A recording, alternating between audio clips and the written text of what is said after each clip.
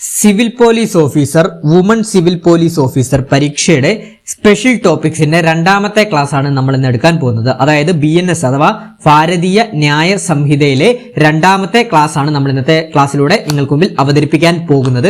അപ്പോൾ ചാനൽ ആദ്യമായിട്ട് കാണുന്ന കൂട്ടുകാരുണ്ടെങ്കിൽ മാക്സിമം ഒന്ന് സബ്സ്ക്രൈബ് ചെയ്തും ഹൈപ്പ് ചെയ്തും ഒന്ന് സപ്പോർട്ട് ചെയ്യണേ. അപ്പോൾ നമുക്ക് ഭാരതീയ ന്യായ സംഹിതയുടെ രണ്ടാമത്തെ ക്ലാസ്സിലോട്ട് പോകാം. നമ്മൾ കഴിഞ്ഞ ക്ലാസ്സിൽ നമ്മൾ പഠിച്ചത് നിർവചനങ്ങളാണ്, ഡെഫിനിഷൻസ് ആണ് പഠിച്ചത്. ഇന്നത്തെ ക്ലാസ്സിൽ നമ്മൾ ശിക്ഷകളെ കുറിച്ചും അതുപോലെ തന്നെ ജനറൽ എക്സെപ്ഷൻസിനെ കുറിച്ചുമാണ് പഠിക്കാൻ പോകുന്നത്. അപ്പോൾ നമുക്ക് ക്ലാസ്സിലോട്ട് കടക്കാം. അധ്യായം 2 BNS ആക്ടിലെ അധ്യായം 2 പരാമർശിക്കുന്നത് പണിഷ്മെന്റ്സ് ആണ്, അഥവാ ശിക്ഷകളെ കുറിച്ചുള്ള ആണ് പരാമർശിക്കുന്നത്. അപ്പൊ പരീക്ഷയ്ക്ക് ചോദിക്കാം, BNS ആക്ടിലെ അധ്യായം 2 എന്തിനെ കുറിച്ചാണ് പരാമർശിക്കുന്നത് എന്ന് ചോദിക്കാം. എന്തിനെ കുറിച്ചാണ്? പണിഷ്മെന്റ്സിനെ കുറിച്ചാണ്, അഥവാ ശിക്ഷകളെ കുറിച്ചാണ് പരാമർശിക്കുന്നത്. അതുപോലെ തന്നെ BNS ആക്ട് സെക്ഷൻ 4 എന്ന് പറയുന്നത് എന്താണ്? ശിക്ഷകളെ പറ്റി ഉള്ള ഡെഫിനിഷൻസ് ആണ്. അപ്പം സെക്ഷൻ 4 BNS ആക്ട് സെക്ഷൻ 4 പ്രകാരം ശിക്ഷകളായിട്ടുള്ളത് എന്തൊക്കെയാണ്? ഒന്ന് മരണശിക്ഷ, ജീവപര്യന്തം തടവ്, കഠിന തടവ്, സാധാരണ തടവ്, അതുപോലെ തന്നെ സ്വത്ത് കണ്ടുകെട്ടൽ, പിഴ അഥവാ ഫൈന്, അതുപോലെ തന്നെ നിർബന്ധിത സാമൂഹ്യ സേവനം. നമുക്കറിയാം സെക്ഷൻ 4 വരെ BNS ആക്ട് ഭാരതീയ ന്യായ സംഹിതയുടെ സെക്ഷൻ 4 വരെ വകുപ്പ് 4 പ്രകാരം ശിക്ഷകളായിട്ട് പറയുന്നത് ഒന്നാമത്തെ നമുക്കറിയാം മരണശിക്ഷ. നമുക്കറിയാം ചില കേസുകളിൽ എന്താണ് BNS ആക്ട് പ്രകാരം ചില കേസുകളിൽ എന്താണ് വധശിക്ഷയ്ക്കൊക്കെ വിധിക്കാറുണ്ട്. അതുപോലെ തന്നെ ജീവപര്യന്തം തടവും ഒരു ശിക്ഷയായിട്ട് നൽകാറുണ്ട്. അതുപോലെ തന്നെ കഠിന തടവും സാധാരണ തടവും എന്ന് പറഞ്ഞ 2 തടവുകളായിട്ട് ശിക്ഷകൾ നൽകാറുണ്ട് കേട്ടോ. കഠിന തടവും സാധാരണ തടവുമാണ്.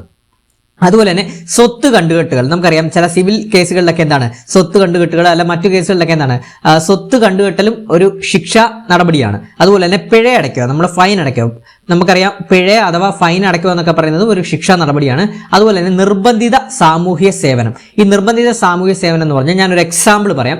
നിങ്ങൾ കഴിഞ്ഞ ഒരു ന്യൂസുകളിലും കാര്യങ്ങളിലൊക്കെ ഉണ്ടാണ് നമ്മൾ ഈ ഓവർ സ്പീഡായിട്ടൊക്കെ വണ്ടി ഓടിക്കുന്ന യുവാക്കളെയും അതുപോലെ തന്നെ മറ്റുള്ളവരെ എന്താണ് ലൈസൻസ് ഇല്ലാത്ത യുവാക്കളെയൊക്കെ പോലീസുകാർ പിടിക്കത്തില്ല. പിടിച്ചു കഴിഞ്ഞാൽ എന്താണ് അവർ ചെയ്യുന്നത്? ഒന്നെങ്കിൽ അവർ എന്താണ് നിർബന്ധിത സാമൂഹ്യ സേവനത്തിന് ആ കുട്ടികളെ പറഞ്ഞു വിടും. അതായത് നമ്മൾ മെഡിക്കൽ കോളേജിലോ എവിടെയൊക്കെ സാമൂഹ്യ സേവനം ചെയ്യാനായിട്ട് ഈ പോലീസുകാർ ശിക്ഷ കൊടുക്കും. അത് തന്നെയാണ് ഇവിടെ പറയുന്നത് നിർബന്ധിത സാമൂഹ്യ സേവനം. അപ്പോൾ പഠിച്ചു നോക്കുക, BNS ആക്ട് BNSലെ സെക്ഷൻ 4 പ്രകാരം സെക്ഷൻ 4 ശിക്ഷകളായിട്ട് ഉൾപ്പെടുന്നത് മരണശിക്ഷ, ജീവപര്യന്തം തടവ്, കഠിന തടവ്, സാധാരണ തടവ്, സ്വത്ത് കണ്ടുകെട്ടൽ, പിഴ അഥവാ ഫൈൻ, അതുപോലെ തന്നെ നിർബന്ധിത സാമൂഹ്യ സേവനം എന്നിവയാണ് ശിക്ഷകളായിട്ട് വരുന്നത്. BNS പ്രകാരം ശിക്ഷകളായിട്ട് വരുന്നത്.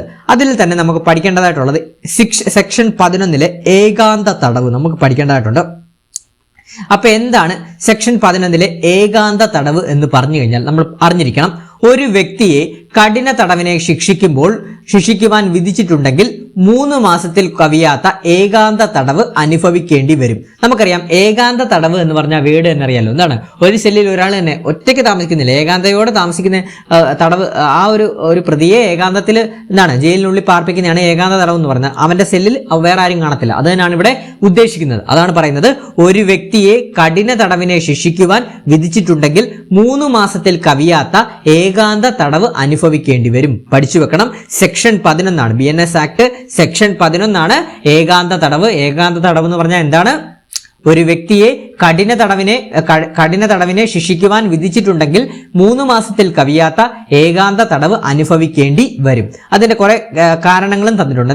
എന്തൊക്കെയാണെന്ന് നമുക്ക് നോക്കാം. തടവിന്റെ കാലാവധി 6 മാസം വരെയാണെങ്കിൽ, അതായത് കഠിന തടവിന്റെ കാലാവധി 6 മാസം വരെയാണെങ്കിൽ 1 മാസം ഏകാന്ത തടവിന് അദ്ദേഹം അനുഭവിക്കേണ്ടി വരും. അതുപോലെ തന്നെ തടവിന്റെ കാലാവധി 6 മാസം മുതൽ 1 വർഷം വരെയാണെങ്കിൽ എന്താണ് 2 മാസത്തെ ഏകാന്ത തടവ് അനുഭവിക്കേണ്ടി വരും. അതുപോലെ തന്നെ തടവിന്റെ കാലാവധി 1 വർഷത്തിൽ കൂടുതലാണെങ്കിൽ 3 മാസം ഏകാന്ത തടവ് അനുഭവിക്കേണ്ടി വരും. ഇത് PYQ പരീക്ഷയ്ക്ക് ചോദിച്ചിട്ടുള്ളതാണ്. അപ്പൊ പഠിച്ചു വെക്കണം, വളരെ ഇമ്പോർട്ടന്റ് ആണ്. അപ്പൊ ഏകാന്ത തടവിന്റെ കാലാവധിയാണ് ഇവിടെ പറയുന്നത്. തടവിന്റെ കാലാവധി, അതായത് കഠിന തടവിന്റെ കാലാവധി 6 മാസം വരെയാണെങ്കിൽ 1 മാസം ഏകാന്ത തടവും, 6 മാസം മുതൽ 1 വർഷം വരെയാണെങ്കിൽ 2 മാസം ഏകാന്ത തടവും, 1 വർഷത്തിൽ കൂടുതലാണെങ്കിൽ എന്താണ് 3 മാസം വരെ ഏകാന്ത തടവുമാണ് ലഭിക്കേണ്ടത് കേട്ടോ. അപ്പൊ പഠിച്ചു വെക്കണം, വളരെ ഇമ്പോർട്ടന്റ് ആണ്. അടുത്ത പോയിന്റ്, ഏകാന്ത തടവിന്റെ കാലാവധി ഓരോ തവണയും പരമാവധി 14 ദിവസത്തിൽ കൂടാൻ പാടില്ല. അതോടെ നോട്ട് ചെയ്തോണം. ഏകാന്ത തടവിന്റെ കാലാവധി ഓരോ തവണയും 14 ദിവസത്തിൽ കൂടാൻ പാടില്ല. ഒരാൾക്ക് ശിക്ഷയായി ലഭിക്കപ്പെട്ടിട്ടുള്ള തടവ് 3 മാസത്തിൽ കൂടുതൽ കഴിയുമ്പോൾ ആ തടവിൽ ഉടനീളം ഏകാന്ത തടവ് കാലാവധി 1 മാസത്തിൽ 7 ദിവസത്തിൽ കൂടരുത് കേട്ടോ. അതുകൊണ്ടൊന്ന് പഠിച്ചു വെക്കണം.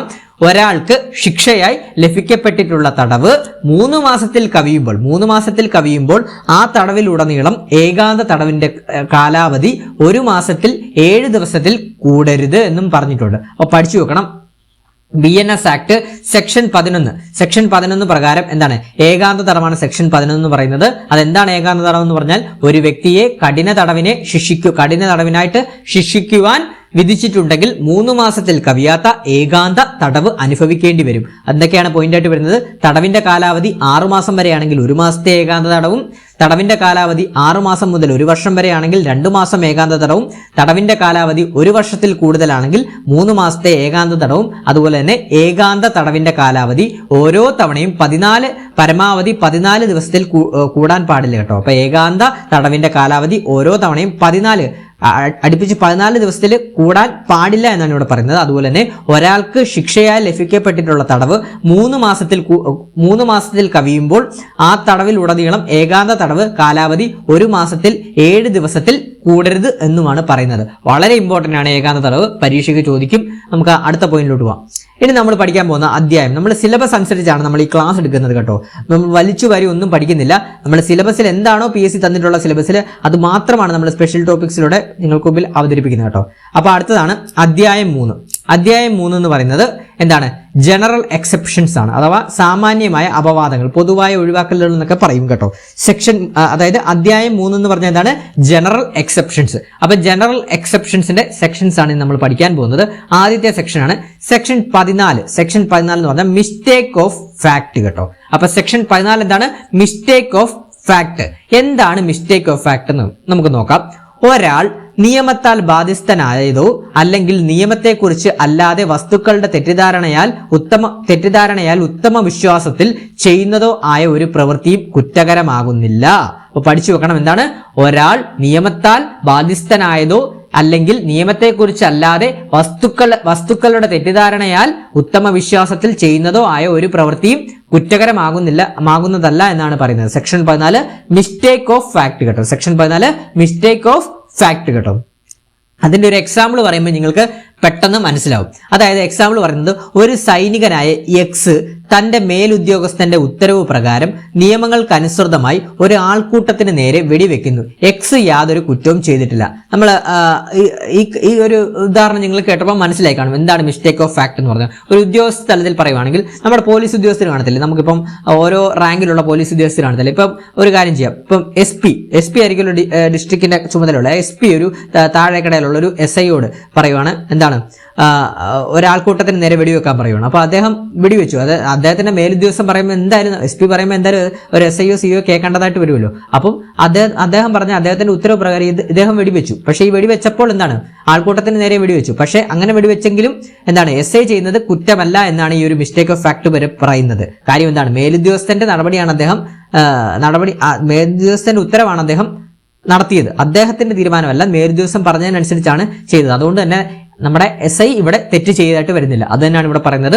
ഒരു സൈനികനായ എക്സ് തന്റെ മേലുദ്യോഗസ്ഥന്റെ ഉത്തരവ് പ്രകാരം നിയമങ്ങൾക്കനുസൃതമായി ഒരു ആൾക്കൂട്ടത്തിന് നേരെ വെടിവെക്കുന്നു. എക്സ് യാതൊരു കുറ്റവും ചെയ്തിട്ടില്ല. അതുപോലെ തന്നെ ഒരു കോടതിയിലെ ഉദ്യോഗസ്ഥനായ എക്സ് Y എന്ന ആളെ അറസ്റ്റ് ചെയ്യാനായി പോകുന്നു. എന്നാൽ Y എന്ന ആളാണെന്ന് തെറ്റിദ്ധരിച്ച് Z എന്ന ആളെ അറസ്റ്റ് ചെയ്യുന്നു. ഇവിടെ എക്സ് കുറ്റക്കാരനല്ല. അതാണ് പറയുന്നത് മിസ്റ്റേക്ക് ഓഫ് ഫാക്ട് എന്ന് പറയുന്നതിന്റെ മറ്റൊരു ഉദാഹരണം കൂടിയാണ്. അതായത് എന്താണ്? ഒരു കോടതിയിലെ ഉദ്യോഗസ്ഥനായിട്ടുള്ള എക്സ് എന്ന് പറഞ്ഞാൽ നിങ്ങൾക്ക് ഒരു കാര്യം ചെയ്യും. ഒരു കോടതിയിലെ ഉദ്യോഗസ്ഥനായിട്ടുള്ള ബാലൻ ഒരു പ്രതിയെ അറസ്റ്റ് ചെയ്യാൻ പോവാണ്. ഒരു പ്രതിയെ അറസ്റ്റ് ചെയ്യാൻ പോവാണ്. പ്രതി എന്ന് കരുതി മറ്റൊരാളെ അദ്ദേഹം അറസ്റ്റ് ചെയ്തു. പക്ഷെ എന്താണ്? പ്രതി എന്ന് കരുതി മറ്റൊരാളെ തെറ്റിദ്ധരിച്ച് അദ്ദേഹം അറസ്റ്റ് ചെയ്തു. പക്ഷേ യഥാർത്ഥ പ്രതിയെ അറസ്റ്റ് ചെയ്യാൻ അദ്ദേഹത്തിന് സാധിച്ചില്ല. മറ്റൊരാളെയാണ് അറസ്റ്റ് ചെയ്തത്, തെറ്റിദ്ധരിച്ചാണ് അറസ്റ്റ് ചെയ്തത്. അതുകൊണ്ട് എന്താണ്? നമ്മുടെ ബാലൻ, അതായത് കോടതിയിലെ ഉദ്യോഗസ്ഥനായിട്ട് ബാലൻ ചെയ്തത് ഇവിടെ കുറ്റകരം അല്ല എന്നാണ് പറയുന്നത്. അതാണ് ഇവിടെ പറയുന്നത്. ഒരു കോടതിയിലെ ഉദ്യോഗസ്ഥനായ എക്സ് Y എന്ന ആളെ അറസ്റ്റ് ചെയ്യാനായി പോകുന്നു. എന്നാൽ Y എന്ന ആളാണെന്ന് തെറ്റിദ്ധരിച്ച് Z എന്ന ആളെ അറസ്റ്റ് ചെയ്യുന്നു. ഇവിടെ എക്സ് കുറ്റക്കാരനല്ല. അപ്പൊ ഞാൻ ഒന്നുകൂടെ പറയാം. നമ്മൾ നമ്മളിപ്പോൾ പഠിച്ചുകൊണ്ടിരിക്കുന്ന അധ്യായം 3 ജനറൽ എക്സെപ്ഷൻസ് ആണ്, പൊതുവായ ഒഴിവാക്കലുകളാണ്. അപ്പം അതിൽ നമ്മൾ ആദ്യം പഠിച്ചത് സെക്ഷൻ 14 മിസ്റ്റേക്ക് ഓഫ് ഫാക്ട് ആണ്. മിസ്റ്റേക്ക് ഓഫ് ഫാക്ട് എന്താണ്? മിസ്റ്റേക്ക് ഓഫ് ഫാക്ട് എന്ന് പറഞ്ഞാൽ ഒരാൾ നിയമത്താൽ ബാധ്യസ്ഥനായതോ അല്ലെങ്കിൽ നിയമത്തെക്കുറിച്ച് അല്ലാതെ വസ്തുതകളുടെ തെറ്റിദ്ധാരണയാൽ ഉത്തമ വിശ്വാസത്തിൽ ചെയ്യുന്നതോ ആയ ഒരു പ്രവൃത്തിയും കുറ്റകരമാകുന്നതല്ല എന്നാണ് സെക്ഷൻ 14 മിസ്റ്റേക്ക് ഓഫ് ഫാക്ട് വരുന്നത്. എക്സാമ്പിൾ എന്താണ്? ഒരു സൈനികനായ എക്സ് തന്റെ മേലുദ്യോഗസ്ഥന്റെ ഉത്തരവ് പ്രകാരം നിയമങ്ങൾക്ക് നേരെ അനുസൃതമായ ഒരാൾക്കൂട്ടത്തിന് നേരെ വെടിവെക്കുന്നു. എക്സ് യാതൊരു കുറ്റവും ചെയ്തിട്ടില്ല. പരീക്ഷയ്ക്കൊക്കെ ഈ എക്സാമ്പിൾ ചോദിക്കാൻ സാധ്യതയുണ്ട്. അതാണ് നമ്മൾ എടുത്തെടുത്ത് പറയുന്നത് കേട്ടോ. ഒരു കോടതിയിലെ ഉദ്യോഗസ്ഥനായ എക്സ് വൈ എന്ന ആളെ അറസ്റ്റ് ചെയ്യാനായി പോകുന്നു. എന്നാൽ വൈ എന്ന ആളാണെന്ന് തെറ്റിദ്ധരിച്ച് ഇസഡ് എന്ന ആളെ അറസ്റ്റ് ചെയ്യുന്നു. ഇവിടെ എക്സ് കുറ്റക്കാരനല്ല.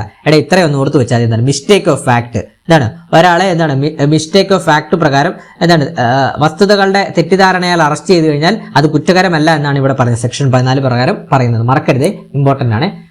അടുത്ത സെക്ഷനാണ് സെക്ഷൻ 15. സെക്ഷൻ 15 എന്താണ് പറയുന്നത്?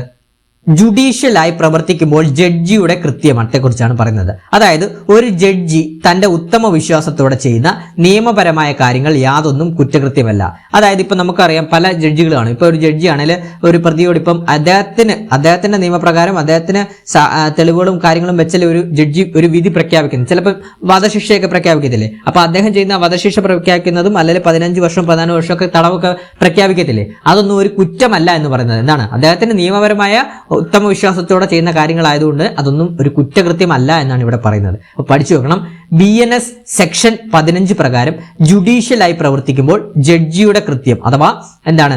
ഒരു ജഡ്ജി തന്റെ ഉത്തമ വിശ്വാസത്തോടെ ചെയ്യുന്ന നിയമപരമായ കാര്യങ്ങൾ യാതൊന്നും കുറ്റകൃത്യമല്ല എന്നാണ് സെക്ഷൻ 15 പറയുന്നത് കേട്ടോ. സെക്ഷൻ 15 പറയുന്നത് പഠിച്ചു വെക്കണേ. ജഡ്ജിയുടെ കൃത്യത്തെക്കുറിച്ചാണ് സെക്ഷൻ 15 പറയുന്നത്. വളരെ ഇമ്പോർട്ടന്റ് ആണ്. സെക്ഷൻ 15 ജഡ്ജിയുടെ കുറ്റം കേട്ടോ. ജഡ്ജിയുടെ കൃത്യത്തെക്കുറിച്ചാണ് പറയുന്നത്.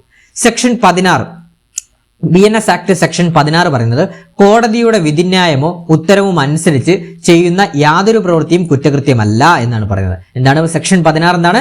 കോടതിയുടെ വിധിന്യായമോ ഉത്തരവും അനുസരിച്ച് ചെയ്യുന്ന യാതൊരു പ്രവൃത്തിയും കുറ്റകൃത്യമല്ല. നമുക്കറിയാം നമ്മുടെ രാജ്യം എന്താണ്? ഒരു നിയമ സംവിധാനത്തിൽ പോകുന്ന ഒരു രാജ്യമാണ്. നമ്മളിവിടെ എന്താണ് ഏതൊരു കാര്യത്തിന് നമുക്ക് പരിഹാരം കിട്ടുന്ന എവിടെ? കോടതിയിൽ നിന്നാണ്. അപ്പൊ കോടതി എന്തെങ്കിലും വിധിച്ചു കഴിഞ്ഞാലോ കോടതിയുടെ എന്തെങ്കിലും ഉത്തരവുണ്ടാലോ ആ ഉത്തരവിനനുസരിച്ച് പോലീസ് ഉദ്യോഗസ്ഥരോ മറ്റുദ്യോഗസ്ഥരോ ചെയ്യുന്ന പ്രവൃത്തികളൊന്നും കുറ്റകൃത്യമല്ല എന്നാണ് ഇവിടെ പറയുന്നത്. അപ്പൊ പഠിച്ചു വെക്കണം. സെക്ഷൻ 16 കോടതിയുടെ വിധിന്യായമോ ഉത്തരവോ അനുസരിച്ച് ചെയ്യുന്ന യാതൊരു പ്രവൃത്തിയും കുറ്റകൃത്യമല്ല എന്നാണ് പറയുന്നത്. അപ്പോൾ ഒന്നുകൂടി ഇത്രയും പഠിച്ചു പോവാം. സെക്ഷൻ 14 മിസ്റ്റേക്ക് ഓഫ് ഫാക്ട് നമ്മൾ പഠിച്ചാണ്.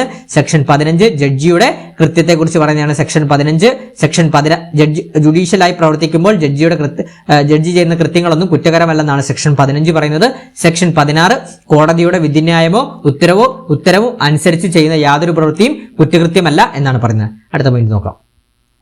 അടുത്ത നമ്മളൊരു കറണ്ട് അഫയേഴ്സ് ബാച്ച് നമ്മൾ സ്റ്റാർട്ട് ചെയ്തിട്ടുണ്ട് കേട്ടോ. ഇനി വരുന്ന എല്ലാ പരീക്ഷകൾക്കായിട്ടുള്ള കറണ്ട് അഫയേഴ്സ് ബാച്ച് സ്റ്റാർട്ട് ചെയ്തിട്ടുണ്ട്. അപ്പോൾ ലൈവ് പ്ലസ് റെക്കോർഡ് ക്ലാസ് ആണ് നമ്മൾ പ്രൊവൈഡ് ചെയ്യുന്നത് ടെലഗ്രാമിൽ. എല്ലാ ദിവസവും വൈകുന്നേരം 7:30 മുതൽ 8:30 വരെയാണ് നമ്മുടെ 1 hour ക്ലാസ് ആണ് വരുന്നത്. ആ ലൈവിന് അറ്റൻഡ് ചെയ്യാൻ പറ്റത്തില്ലെങ്കിൽ നമ്മൾ റെക്കോർഡർ സെക്ഷൻ നമ്മുടെ ഗ്രൂപ്പിൽ ഇടുന്നതാണ്. അതുപോലെ തന്നെ PDF notes, quality PDF notes നമ്മൾ പ്രൊവൈഡ് ചെയ്യുന്നുണ്ട്. മോക്ക് ടെസ്റ്റുകൾ, അതുപോലെ വീക്കിലി മോക്ക് ടെസ്റ്റുകൾ, റിവിഷൻ ഓറിയന്റഡ് ക്ലാസ്സസുമാണ് പ്രൊവൈഡ് ചെയ്യുന്നത്. വെറും 200 രൂപ മാത്രമേ കോഴ്സ് ഫീ ആയിട്ട് വരുന്നുള്ളൂ. വെറും 200 രൂപ കൊണ്ട് നിങ്ങൾക്ക് 6 മാസത്തേക്ക് കറണ്ട് അഫയേഴ്സ് പക്കയാക്കി തരുന്നതാണ്. അപ്പം കറണ്ട് അഫയേഴ്സ് ബാച്ചിൽ ജോയിൻ ചെയ്യാൻ താല്പര്യമുള്ള കൂട്ടുകാരുണ്ടെങ്കിൽ 81 299 339 എന്ന് പറഞ്ഞ നമ്പറിലോട്ടൊന്ന് വാട്സപ്പ് ചെയ്താൽ മതി. ഒന്നുകൂടെ പറയാം, 81 299 339 എന്ന് പറഞ്ഞ നമ്പറിലോട്ട് വാട്സപ്പ് ചെയ്താൽ മതി. വെറും 200 രൂപ മാത്രമേ കോഴ്സ് ഫീ ആയിട്ട് വരുന്നുള്ളൂ. നിങ്ങൾക്ക് 6 മാസത്തേക്ക് കറണ്ട് അഫയേഴ്സ് പക്കയാക്കി തരാം. ഇനി വരുന്ന എല്ലാ പരീക്ഷകൾക്കും ഉപയോഗപ്രദമാവുന്ന കറണ്ട് അഫയേഴ്സ് ക്ലാസ്സസ് ആണ് നമ്മൾ എടുക്കുന്നത്. താല്പര്യമുള്ളവർ ഈ നമ്പറിലോട്ടൊന്ന് വാട്സപ്പ് ചെയ്യുക. അപ്പോൾ അടുത്ത സെക്ഷൻ നോക്കാം. അടുത്ത സെക്ഷൻ 17 ഏതൊരാൾ ചെയ്യുന്നതാണോ നിയമത്താൽ ന്യായീകരിക്കപ്പെടുകയോ വസ്തുതയെക്കുറിച്ചുള്ള തെറ്റുമൂലം ന്യായീകരിക്കപ്പെട്ടതാണെന്ന് അയാൾ വിശ്വസിക്കുകയോ ചെയ്യുന്നത്. അതായത് ഇത്രയേ ഉള്ളൂ. സെക്ഷൻ 17 എന്ന് പറഞ്ഞു കഴിഞ്ഞാൽ എന്താണ്?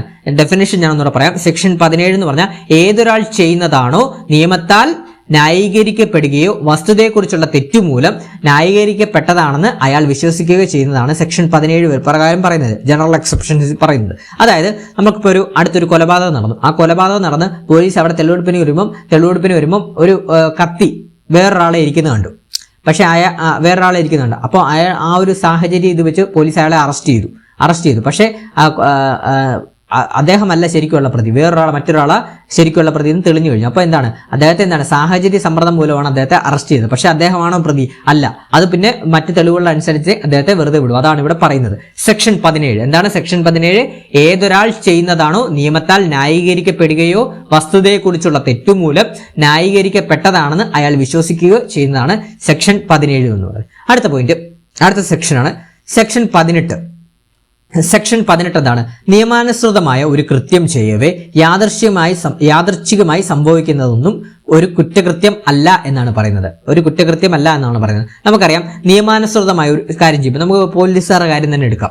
പോലീസുകാർ ഇപ്പം ഒരു പ്രതിയെക്കുറിച്ച് അന്വേഷിക്കാൻ ഓടിക്കുക, ഒരു പ്രതിയെ പിടിക്കാനായിട്ട് ഓടുക. അപ്പോൾ ഓടുന്നതിനനുസരിച്ച് പ്രതിയെ പിടിക്കുമ്പോൾ എന്താണ്, ആ പ്രതിയുമായിട്ട് ബന്ധപ്പെട്ടവരെല്ലാം ചോദ്യം ചെയ്യേണ്ടതായിട്ടൊക്കെ വരുമല്ലോ. അപ്പോൾ അങ്ങനെയൊക്കെ ചെയ്യുന്നത് എന്താണ്? ഒരു കുറ്റകൃത്യം അല്ല എന്നാണ് പറയുന്നത്. എന്താണ്? സെക്ഷൻ 18 പ്രകാരം. അപ്പോൾ പഠിച്ചു വെക്കണം. സെക്ഷൻ 18 പ്രകാരം എന്താണ്? BNS ആക്ട് സെക്ഷൻ 18 എന്താണ് പറയുന്നത്? നിയമാനുസൃതമായ ഒരു കൃത്യം ചെയ്യവേ യാദൃശ്ചികമായി സംഭവിക്കുന്നത് ഒരു കുറ്റകൃത്യമല്ല എന്നാണ് പറയുന്നത്. ഒരു കുറ്റകൃത്യം അല്ല എന്നാണ് പറയുന്നത്. അടുത്ത പോയിന്റ്, സെക്ഷൻ 19 മറ്റൊരാൾക്കോ വസ്തുവിനോ ഹാനി ഉണ്ടാക്കുവാൻ ഇടയുള്ളതും എന്നാൽ കുറ്റകരമായ ദുരുദ്ദേശമില്ലാതെ മറ്റൊരു വലിയ ഹാനി തടയുവാൻ വേണ്ടി ചെയ്യുന്ന കൃത്യമൊന്നും കുറ്റകൃത്യമായിട്ട് കണക്കാക്കുകയില്ല. അപ്പൊ ഞാൻ ഒന്നുകൂടെ പറയാം. സെക്ഷൻ 19 എന്താണ്? മറ്റൊരാൾക്കോ വസ്തുവിനോ ഹാനി ഉണ്ടാക്കുവാൻ ഇടയുള്ളതും എന്നാൽ കുറ്റകരമായ ദുരുദ്ദേശമില്ലാതെ മറ്റൊരു വലിയ ഹാനി തടയുവാൻ വേണ്ടി ചെയ്യുന്ന കൃത്യമൊന്നും കുറ്റകൃത്യമായിട്ട് കണക്കാക്കുകയില്ല. അത് വളരെ സിമ്പിൾ ആയിട്ട് നമ്മളൊരു എക്സാമ്പിൾ പറയുമ്പോൾ നിങ്ങൾക്ക് മനസ്സിലാവും. നമ്മളിപ്പോൾ ഒരു എന്താണ് പറയാ, ഒരു അടുത്തടുത്ത വീടുകളുള്ള ഒരു സ്ഥലമൊന്നും നിങ്ങൾ ഒരു ഹൗസിംഗ് കോളനി എന്ന് ഉദ്ദേശിക്കുക. ഒരു കോളനിയിൽ ഒരു വീടിന് തീ പിടിക്കുക, മാരകമായ തീ പിടിക്കുക. അപ്പൊ തീ മറ്റുള്ള വീടുകളിലേക്ക് പടരാതിരിക്കാൻ വേണ്ടി നമ്മൾ എന്താണ് ചെയ്യുന്നത്? ആ വീട്ടിൽ ഒന്നെങ്കിൽ ആ വീട്ടിൽ വെള്ളം ഒഴിച്ച് കെടുത്തുകയോ അല്ലെങ്കിൽ ആ വീട്ടിൽ പൊളിച്ചു കളയുകയോ എന്തെങ്കിലും നശിപ്പിക്കുകയോ ചെയ്യത്തില്ലേ ആ വീടിനെ, മറ്റുള്ള വീടുകളിലേക്ക് പടരാതിരിക്കാൻ വേണ്ടി, കോളനി മൊത്തം പടരാതിരിക്കാൻ വേണ്ടി. അത് തന്നെയാണ് ഇവിടെ പറയുന്നത്. മറ്റൊരാൾക്കോ വസ്തുവിനോ ഹാനി ഉണ്ടാക്കാൻ ഇടയുള്ളതും എന്നാൽ കുറ്റകരമായ ദുരുദ്ദേശമില്ലാതെ മറ്റൊരു വലിയ ഹാനി, ആ കോളനി മൊത്തം തീ പടരാതിരിക്കാൻ വേണ്ടി മറ്റൊരു വലിയ ഹാനി തടയുവാൻ വേണ്ടി ചെയ്യുന്ന കൃത്യമൊന്നും കുറ്റകൃത്യമായിട്ട് കണക്കാക്കുകയില്ല. പഠിച്ചു വെക്കണേ, കണക്കാക്കുകയില്ല. അപ്പൊ നമുക്ക് ഈ 3 സെക്ഷനും ഒന്നുകൂടെ പറയാം. സെക്ഷൻ 17 ഏതൊരാൾ ചെയ്യുന്നതാണോ നിയമത്താൽ ന്യായീകരിക്കപ്പെടുകയോ വസ്തുതയെക്കുറിച്ചുള്ള തെറ്റുമൂലം ന്യായീകരിക്കപ്പെട്ടതാണെന്ന് അയാൾ വിശ്വസിക്കുകയോ ചെയ്യുന്നതാണ് സെക്ഷൻ 17 എന്ന് പറയുന്നത്. സെക്ഷൻ 17 എന്ന് പറഞ്ഞ് സെക്ഷൻ 18 എന്ന് പറഞ്ഞാൽ നിയമാനുസൃതമായ ഒരു കൃത്യം ചെയ്യവേ യാദൃശ്ചികമായി സംഭവിക്കുന്നതൊന്നും ഒരു കുറ്റകൃത്യമല്ല എന്ന് പറയുന്നു. സെക്ഷൻ 19 മറ്റൊരാൾക്കോ വസ്തുവിനോ ഹാനി ഉണ്ടാക്കുവാൻ ഇടയുള്ളതും എന്നാൽ കുറ്റകരമായ ദുരുദ്ദേശമില്ലാതെ മറ്റൊരു വലിയ ഹാനി തടയുവാൻ വേണ്ടി ചെയ്യുന്ന കൃത്യമൊന്നും ഒരു കുറ്റകൃത്യമായിട്ട് കണക്കാക്കുകയില്ല എന്നാണ് സെക്ഷൻ 19 പറയുന്നത്. അടുത്ത പോയിന്റ് നോക്കാം. സെക്ഷൻ 20ഉം 21ഉം ഇൻഫാൻസി എന്നാണ് പറയുന്നത്. ഇൻഫാൻസി എന്ന് പറഞ്ഞാൽ ശൈശവമാണ്. അപ്പം ഇത് PYക്ക് ചോദിച്ചിട്ടുള്ള ഒരു ക്വസ്റ്റൻ ആണ്. ഇൻഫാൻസി തന്നെയാണ് ചോദിച്ചിട്ടുള്ളത്. അപ്പൊ ഇംഗ്ലീഷ് വേർഡൂടെ പഠിച്ചു വെക്കണം. ഇൻഫാൻസി എന്ന് പറഞ്ഞു കഴിഞ്ഞാൽ ശൈശവം എന്നാണ് പറയുന്നത് കേട്ടോ. അപ്പൊ സെക്ഷൻ 20ഉം 21ഉമാണ് ഇൻഫാൻസിയെ കുറിച്ച് പറയുന്ന സെക്ഷൻസ്, അഥവാ ശൈശവത്തെ കുറിച്ച് പറയുന്ന സെക്ഷൻസ് BNS ആക്ടിൽ. അപ്പൊ എന്തൊക്കെയാണെന്ന് നോക്കാം. BNS ആക്ട് സെക്ഷൻ 20 എന്ന് പറയുന്നത് 7 വയസ്സിന് താഴെ പ്രായമുള്ള കുട്ടി ചെയ്യുന്ന യാതൊന്നും കുറ്റകരമാകുന്നതല്ല എന്നാണ് പറയുന്നത് കേട്ടോ. അപ്പൊ പഠിച്ചു വെക്കണം. ഭാരതീയ ന്യായ സംഹിതയുടെ സെക്ഷൻ 20 പ്രകാരം എന്താണ് 7 വയസ്സിൽ, നോട്ട് ചെയ്തോണെ, 7 വയസ്സിൽ താഴെ പ്രായമുള്ള കുട്ടി ചെയ്യുന്ന യാതൊന്നും കുറ്റകരമാകുന്നില്ല എന്നാണ് പറയുന്നത്. 7 വയസ്സാണ്. 7 വയസ്സിൽ താഴെ പ്രായമുള്ള കുട്ടി ചെയ്യുന്നതൊന്നും കുറ്റകരമാവുന്നത്. നമുക്കറിയാം 7 വയസ്സിൽ പ്രായമുള്ള കുട്ടിക്ക് എന്തുമാത്രം ബോധമുണ്ടെന്ന് നമുക്കറിയാം. അപ്പൊ ആ കുട്ടി ചെയ്യുന്നത് കുറ്റമൊന്നും ഒരു കുറ്റകരമായിട്ട് കണക്കാക്കാൻ സാധിക്കുകയില്ല. അതാണ് സെക്ഷൻ 20 പറയുന്നത്. ഇനി നമുക്ക് സെക്ഷൻ 21, ശൈശവത്തിലെ അടുത്ത സെക്ഷനാണ് സെക്ഷൻ 21. 7 വയസ്സിനും 12 വയസ്സിനും താഴെ പ്രായമുള്ള കുട്ടി അപക്വമായ ധാരണാശക്തിയോടെ കൂടി ചെയ്യുന്ന കുറ്റകൃത്യമൊന്നും കുറ്റകരമല്ല എന്നാണ് പറയുന്നത് കേട്ടോ. അപ്പോൾ പഠിച്ചു വെക്കണം. സെക്ഷൻ 21 എന്താണ്? 7 വയസ്സിനും 12 വയസ്സിനും സെക്ഷൻ. അപ്പോൾ പഠിച്ചു വെക്കണേ. സെക്ഷൻ 20 7 വയസ്സാണ്, 7 വയസ്സിന് താഴെയാണെങ്കിൽ സെക്ഷൻ 21 7 വയസ്സിനും 12 വയസ്സിനും താഴെ പ്രായമുള്ള കുട്ടി അപക്വമായ ധാരണാശക്തിയോടുകൂടി അപക്വമായ ധാരണാശക്തിയോടുകൂടി ചെയ്യുന്ന കുറ്റകൃത്യം കുറ്റകരമല്ല എന്നാണ് പറയുന്നത്. അപ്പൊ പഠിച്ചു വെക്കണം. ഇൻഫാൻസി, BNS ആക്ടിലെ ഇൻഫാൻസിയുമായി ബന്ധപ്പെട്ട ഇൻഫാൻസി അഥവാ ശൈശവവുമായിട്ട് ബന്ധപ്പെട്ട സെക്ഷൻസ് ആണ് സെക്ഷൻ 20 സെക്ഷൻ 21. സെക്ഷൻ 20 പറയുന്നത് 7 വയസ്സിന് താഴെ പ്രായമുള്ള കുട്ടി ചെയ്യുന്ന യാതൊന്നും കുറ്റകരമാകുന്നതല്ല. സെക്ഷൻ 21 പറയുന്നത് 7 വയസ്സിനും 12 വയസ്സിനും താഴെ പ്രായമുള്ള കുട്ടി അപക്വമായ ധാരണാശക്തിയോടുകൂടി ചെയ്യുന്ന കുറ്റകൃത്യം കുറ്റകരമല്ല എന്നാണ് പറയുന്നത്. അടുത്ത സെക്ഷനിലോട്ട് പോവാം. അടുത്ത സെക്ഷൻ 22 ഇൻസാനിറ്റി എന്ന് പറയും, അഥവാ ചിത്തഭ്രമം എന്ന് പറയും. ചിത്തഭ്രമം നമുക്ക് എല്ലാവർക്കും അറിയാം. ചിത്തഭ്രമം എന്താണെന്ന് പറയും. അപ്പൊ എന്താണ് സെക്ഷൻ 22 ഇൻസാനിറ്റി, ചിത്തഭ്രമം. അപ്പൊ PYK ചോദിച്ചൊരു ക്വസ്റ്റ്യൻ ആണ്, ചിത്തഭ്രമവുമായിട്ട് ബന്ധപ്പെട്ട BNS ആക്ടിലെ സെക്ഷൻ ഏതാന്ന് പരീക്ഷയ്ക്ക് ചോദിക്കാം. അപ്പൊ ഏതാണ്? സെക്ഷൻ 22 എന്താണെന്ന് നോക്കാം. മാനസിക നില തെറ്റിയ ഒരു വ്യക്തി ചെയ്യുന്ന യാതൊരു കുറ്റവും കുറ്റകൃത്യമായി പരിഗണിക്കില്ല. നമുക്കറിയാം, നമ്മൾ സിനിമകളിലൊക്കെ കണ്ടിട്ടുള്ളതാണ് അല്ലേ. എന്താണ്, എന്തെങ്കിലും കുറ്റം ചെയ്തിട്ട് മാനസിക നില തെറ്റിയതെന്ന് പറഞ്ഞു കഴിഞ്ഞാൽ ആ കേസിൽ നിന്നൊക്കെ രക്ഷപ്പെട്ടു വരാനൊക്കെ എളുപ്പമെന്നൊക്കെ നമ്മൾ സിനിമകളിലൊക്കെ കണ്ടിട്ടുള്ളതാണ്. അപ്പൊ അത് വെച്ച് കണക്ട് ചെയ്തോണേ. അപ്പൊ എന്താണ് മാനസിക നില തെറ്റിയ ഒരു വ്യക്തി ചെയ്യുന്ന യാതൊരു കുറ്റവും കുറ്റകൃത്യമായി പരിഗണിക്കില്ല എന്നാണ് BNS ആക്ടിൽ പറയുന്നത്. അപ്പൊ ഇതിന്റെ സെക്ഷൻ 22 നമുക്കറിയാം. ഒരു മാനസിക നില തെറ്റിയ ഒരു വ്യക്തി എന്താണ്, എപ്പോഴും ഒരു കാര്യം പറഞ്ഞു കഴിഞ്ഞാൽ എന്താണ്, ചിത്തഭ്രമം എന്ന് പറയുന്നത് എന്താണ്, മാനസിക നില തെറ്റുന്ന അവസ്ഥയല്ലേ. അപ്പൊ എന്താണ്, മാനസിക നില തെറ്റിയ ഒരു ചിത്തഭ്രമമൊക്കെ ബാധിച്ചുള്ള ഒരു വ്യക്തി എങ്ങനെയാണ് പെരുമാറുന്നത്? ഒരു കാര്യം തന്നെ റിപ്പീറ്റ് ചെയ്ത് പറയത്തില്ലേ, അത് ഒരു കാര്യം തന്നെ വീണ്ടും റിപ്പീറ്റ് ചെയ്താണ് മാനസിക നില തെറ്റിയ ഒരു വ്യക്തി എപ്പോഴും പറയുന്നത്. അപ്പൊ അത് വെച്ച് കണക്ട് ചെയ്യണം. ഈ റിപ്പീറ്റ് ചെയ്ത് 2 വരുന്നതല്ലേ സെക്ഷൻ 22. അപ്പൊ കണക്ട് ചെയ്തോണേ. സെക്ഷൻ 22 2 റിപ്പീറ്റ് ചെയ്ത് 2 വട്ടം വരുന്നുണ്ട്. സെക്ഷൻ 22 അപ്പൊ കണക്ട് ചെയ്തോണം. സെക്ഷൻ 22 ഇൻസാനിറ്റി അഥവാ ചിത്തഭ്രമം എന്താണ്, മാനസിക നില തെറ്റിയ ഒരു വ്യക്തി ചെയ്യുന്ന യാതൊരു കുറ്റവും കുറ്റകൃത്യമായിട്ട് പരിഗണിക്കില്ല എന്നാണ് പറയുന്നത്. ക്ലിയർ ആണ്? അപ്പൊ നമ്മൾ ഇന്നത്തെ ക്ലാസ്സിൽ നമ്മൾ പഠിച്ചത് ശിക്ഷകളെ പറ്റി പഠിച്ചു. അതുപോലെ തന്നെ ജനറൽ എക്സെപ്ഷൻസിന്റെ കുറച്ച് സെക്ഷൻസ് പഠിച്ചു. ഇനി ബാക്കി ക്ലാസ്സിൽ ജനറൽ എക്സെപ്ഷന്റെ മറ്റു സെക്ഷൻസോടെ നമ്മൾ അടുത്ത ക്ലാസ്സിൽ പഠിക്കാം. അപ്പൊ നമ്മുടെ ക്ലാസ് ഇഷ്ടപ്പെട്ടിട്ടുണ്ടെങ്കിൽ ലൈക്ക് ചെയ്യാനും അഭിപ്രായങ്ങൾ കമന്റ് ബോക്സിൽ രേഖപ്പെടുത്താനും മാക്സിമം ഒന്ന് സബ്സ്ക്രൈബ് ചെയ്തും ഹൈപ്പ് ചെയ്തും നിങ്ങളൊന്ന് സപ്പോർട്ട് ചെയ്യുക. നിങ്ങളുടെ സപ്പോർട്ട് ഉണ്ടെങ്കിൽ മാത്രം ഞാൻ ഈ ഒരു സിലബസ് കംപ്ലീറ്റ് ആയിട്ട് നമ്മൾ യൂട്യൂബ് ഫ്രീ ആയിട്ടാണ് നിങ്ങൾക്ക് മുമ്പിൽ അവതരിപ്പിക്കുന്നതാണ്. ഇതിന്റെ ക്ലാസ് 1 നമ്മൾ ഇട്ടിട്ടുണ്ട്. അതിന് സപ്പോർട്ട് തീരെ കുറവാണ്. അതുകൊണ്ട് എല്ലാവരും ഒന്ന് സപ്പോർട്ട് ചെയ്യാൻ ശ്രമിക്കുക. നിങ്ങൾ സപ്പോർട്ട് ചെയ്യുന്നതിനനുസരിച്ച് നമ്മൾ ക്ലാസ്സുകൾ ഇടുന്നതാണ്. അപ്പൊ നമുക്ക് നിങ്ങളുടെ സപ്പോർട്ട് ഉണ്ടെങ്കിൽ മാത്രമേ നമുക്ക് ക്ലാസ്സുകൾ അവതരിപ്പിക്കാൻ സാധിക്കുകയുള്ളൂ. അപ്പൊ മാക്സിമം നിങ്ങളൊന്ന് സപ്പോർട്ട് ചെയ്യുക. ലൈക്ക് ചെയ്തും സബ്സ്ക്രൈബ് ചെയ്തും കമന്റ് ചെയ്തും അതുപോലെ തന്നെ ഒന്ന് ഷെയർ ചെയ്തോ അല്ലെങ്കിൽ ഒന്ന് മാക്സിമം ഒന്ന് ഷെയർ ചെയ്യാനും ഹൈപ്പ് ചെയ്യാനും ഒന്നും ശ്രമിക്കണേ. ബാക്കിയുള്ള കൂട്ടുകാർക്കൂടെ ഒന്ന് ഷെയർ ചെയ്യാനും ശ്രമിക്കണം. അങ്ങനെ നിങ്ങളൊരു സപ്പോർട്ട് തരുവാണെങ്കിൽ ഈ ഒരു CPOയുടെ കംപ്ലീറ്റ് സിലബസ് ക്ലാസ്സും ഞാൻ നമ്മുടെ യൂട്യൂബ് ചാനലിൽ അപ്ലോഡ് ചെയ്യുന്നതാണ്. അപ്പോൾ പുതിയ ക്ലാസ്സുകൾക്കായിട്ട് വെയിറ്റ് ചെയ്തിരിക്കുക. അപ്പോൾ മാക്സിമം എല്ലാവരും ഒന്ന് സപ്പോർട്ട് ചെയ്യണേ. അപ്പം ക്ലാസ് അവസാനം വരെ കണ്ട എല്ലാ കൂട്ടുകാർക്കും താങ്ക് യു.